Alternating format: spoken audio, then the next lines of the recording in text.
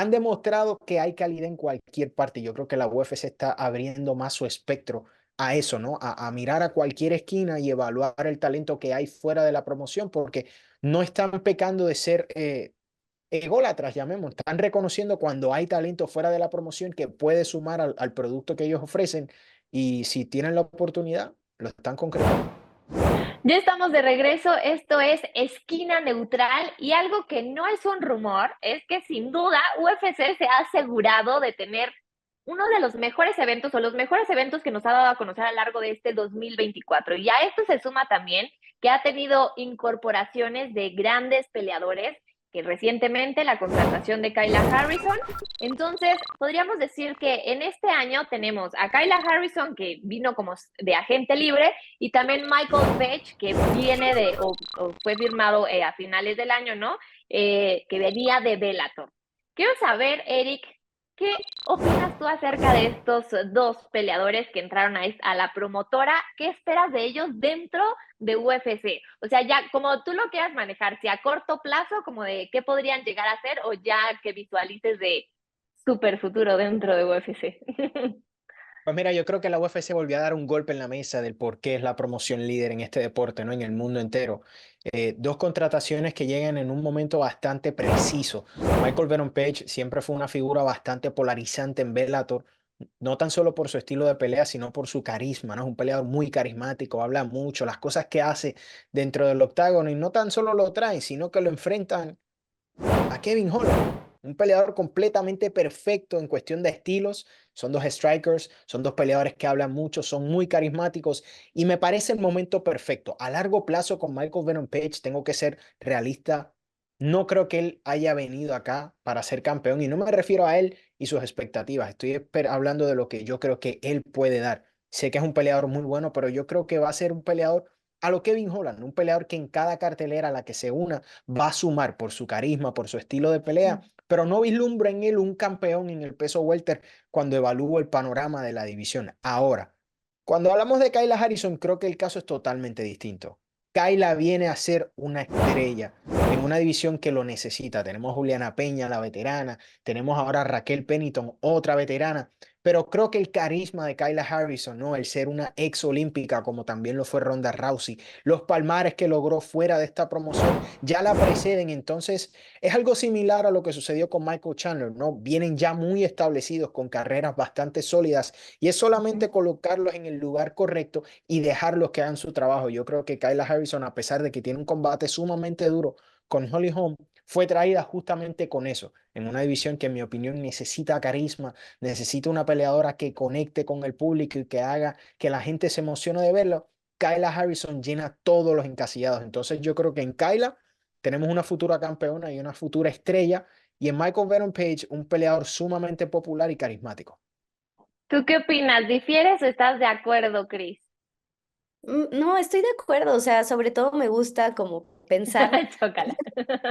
es que me gusta pensar en el hecho de que nadie lo esperaba y de repente es como una sorpresa porque a lo mejor es algo que todos queríamos ver, pero no pasaba, ¿sabes? O sea, es como esa Ujú, barrera entre UFC y otras promotoras y es como de, no, es que a lo mejor todavía tiene contrato, no, pero es que seguramente va a seguir ahí porque es campeón de otra promotora, no, es que nunca ujú. va a querer venir porque no hay una división para ella y de repente ves cómo llega Chris Cyborg y se abre la división de 145 libras. Y entonces se cumple el sueño, ¿no? O sea, de ver a Chris Cyborg dentro de UFC. Tal vez ahí faltó la pelea soñada que era contra Ronda Rousey. O sea, pero pues dio buenas peleas. O sea, y finalmente esa batalla que tuvo con Amanda Nunes, donde Amanda se hace legendaria al quitarle el cinturón, al derrotarla, algo que pues no había sucedido con Chris Cyborg en chorrocientas mil victorias. Ujú. O sea, son de este tipo de historias, o sea, que hacen cuando vienen estas estrellas. Eddie Álvarez, que fue campeón también de UFC. O sea, a mí me parece que es enriquecedor también tener como ya pues la llegada de nuevos talentos, en este caso de Kayla Harrison. Me parece pues espectacular el anuncio porque era algo que no se esperaba. O sea, para empezar, pues es una división en la que ella no ha peleado, pero bueno, se hará el intento contra una ex campeona como lo es Holly Holm. Y por el otro lado, como dice Eric, o sea, el caso de Michael Venom Page, que es un peleador muy carismático y que le puede aportar mucho a la división welter. O sea, creo que va a ser muy divertido verlo y sobre todo en entrevistas y en actividades previas junto a Kevin Holland. O sea, yo creo que es una gran movida y sobre todo tenerlo en una cartelera como 299 que será en Miami al menos el año pasado, o sea, hubo así como que mucho sabor, mucha acción. Entonces creo que va a estar bueno tener ese tipo de personalidades. Y justo hablando de peleadores que pues llegaron con esa intención de revolucionar o cambiar o aportar grandes cosas dentro de UFC, tenemos a Michael Chandler, ¿no? Y a Justin Gaethje, que eran campeones en sus respectivas ligas. Para ti, Eric, ¿qué tal lo han hecho en este paso que han tenido dentro de UFC? Yo creo que es maravilloso. Yo soy una de las personas que más se emociona cuando vienen peleadores establecidos de otra promoción a la UFC, porque demuestra que sí, que es posible que fuera del UFC haya talento de clase mundial sin pulir, ¿no? Y no estoy hablando que ese sea el caso, pero por ejemplo, Michael Chandler llegó a la UFC siendo, en mi opinión, uno de los mejores 155 en la historia del deporte, sin haber participado de la UFC. Y aunque muchas personas pueden tener opiniones diversas de cómo ha sido su carrera en el UFC, creo que lo que hemos visto de él es justamente lo que yo quería, que se demostrara que hay ligeros, que hay peleadores en otras promociones que si vienen a la UFC pueden hacer cosas históricas. O sea, independientemente de lo que opines de la carrera de Michael Chandler, el knockout fulminante a Tony Ferguson es algo trascendental.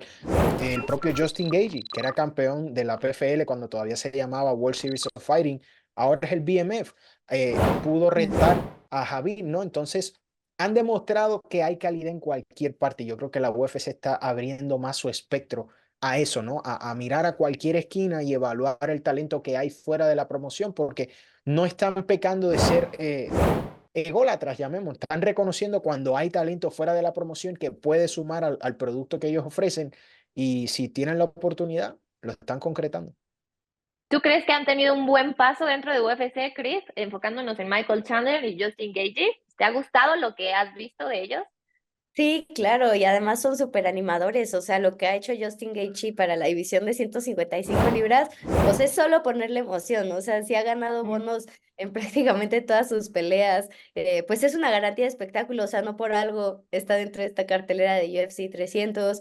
Creo que Justin Gaethje es de estos peleadores que a lo mejor va a tener esa última oportunidad por el cinturón de 155 libras, pero en caso de no conseguir convertirse en campeón absoluto, o sea, sí creo que es de esos peleadores que se han quedado con el corazón de todos, porque todas han sido batallas y todas han sido emocionantes. Y creo que lo de Michael Chandler es similar, porque aunque lo hemos visto perder, creo que también se ha ganado el cariño de mucha gente. En cuanto a físico, creo que también es espectacular verlo entrar al octágono, o sea, por todo el atleticismo que marca su cuerpo. Entonces, a mí me parece que son grandes figuras en una división que es muy emocionante y que siempre están dando de qué hablar, porque al final siempre se mantienen en ese top.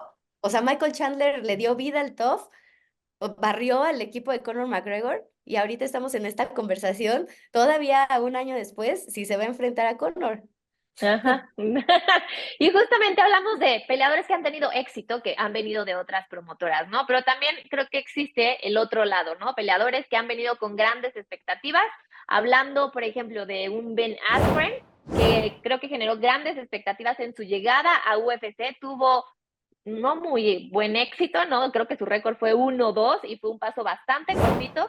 ¿Podríamos nombrarlo a él, Eric, como el mayor fracaso de un peleador que ha venido de otra liga a UFC o le damos su chance? No sé, no soy fanático de llamarlo un fracaso. Reconozco que en el momento en que Ben Askren llega a la UFC posiblemente no estaba en su mejor momento. También el factor de que se convirtió posiblemente en el knockout más épico que hemos visto en este deporte no es un argumento que lo ayuda, ¿no? Para tratar de decir que sí tuvo una buena carrera. Quien siguió la carrera de Ben Askren sabe que en su momento sí ofrecía algo bien único y que fuera del UFC era el nombre a vencer, era el peleador que todo el mundo quería ver, pero no sé si lo consideraría un fracaso. Creo que llegó un poco tarde en su carrera. Creo que los matchups que le tocaron, pues bueno, no eran los más favorables en ese momento y Jorgito Masvidal lo utilizó como escalón al estrellato. Entonces, quiero considerarlo más un asistente de una superestrella más que un Ok. fracaso. ¿Tú cómo lo considerarías, Chris, tomando en cuenta que efectivamente no llegó con grandes expectativas porque estaba invicto cuando llegó a UFC, entonces esperaban grandes cosas y después, pues hasta lo que no se dijo del pobre, porque terminó siendo hasta noqueado por Jake Paul en esa pelea de exhibición que tuvo de boxeo? Entonces, pues fueron varias cosas, creo, factores que al final no le ayudaron. Pero ¿tú qué opinas? ¿Lo consideras fracaso o no? No, creo que al final son las expectativas, ¿no? O sea, alguien que llega con unas expectativas hasta acá, pues obviamente si no tiene unas actuaciones hasta acá todas las veces que sube al octágono, pues lo van a llamar fracaso. Entonces, yo creo que la carrera de Ben Askren no se borra, creo que fue complicado el verlo en esta fase dentro de UFC, pero también hay que considerar que muchos peleadores pasan por estos baches. O sea, simplemente que él había causado mucho revuelo con su llegada y todos los reflectores están así de qué va a hacer, qué va a hacer, qué va a hacer. Y pues finalmente no lo consiguió, sale de UFC y a lo mejor no lo hace pues de la mejor manera para los aficionados, ¿no? Pero creo que esa carrera pues también es imborrable y creo que hay que reconocer todo el trabajo que ha hecho como peleador de MMA, no solo en UFC.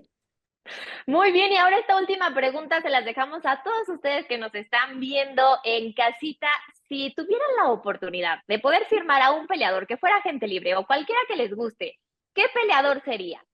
Se los dejamos nosotros ahí de tarea, pero ya llegó la hora de despedirnos. Muchas gracias por habernos acompañado en otra edición más de Esquina Neutral. Les agradecemos estar con nosotros como cada viernes junto a Chris, Eric y su servidora María Magaña. Nos despedimos. Hasta la próxima.